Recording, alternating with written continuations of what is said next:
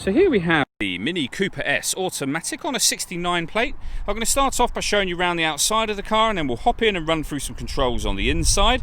But from the outside you can see it's a 5-door car with tinted windows and alloy wheels. Let's start off inside the boot and then work our way around the rest of the car from there. So as we approach the boot, you can see we have reversing sensors, plenty of boot space as well, along with that 60/40 split folding rear seat, and then this tray section will increase that boot space even further.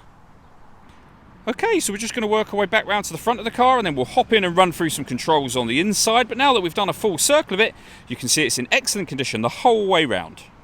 Briefly, before we climb in, I think it's well worth seeing the interior from this exterior point of view. You get full leather seats. There's plenty to run through on the dashboard, so let's hop in and we'll do that right now. Okay, now that we're inside the car, we're going to start with the dials. On the left-hand side, we have the rev counter.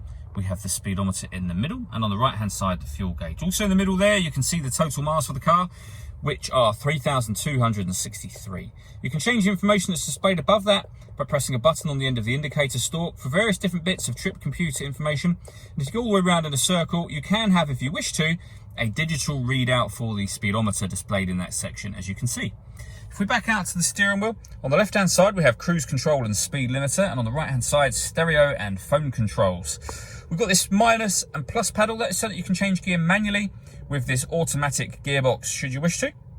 Over in the centre, this is a touch screen. It's where you will, amongst other things, pair up your phone. You can go through all the various different options as a touch screen, or you can do everything via this dial and these buttons just here. So using that dial, we are now on the music setting. We can listen to our music via DAB radio, FM radio. We can stream our music wirelessly via Bluetooth audio.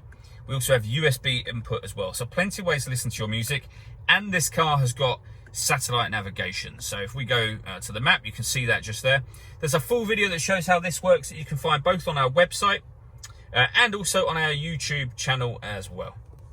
Below that, we have dual zone climate control. So you can adjust the passenger and driver temperatures, the fan speed up, and of course down from here. You can determine where you'd like the air to be redirected. And once that air enters the vehicle, you can either have it as manual air conditioning, so that's off or back on again, or hit auto. The car will now take control of the direction of the air and the fan speed to maintain the temperatures that you've asked for. To override that, simply press the auto button again. We've got heated driver and passenger seats, both with 3 different heat settings each.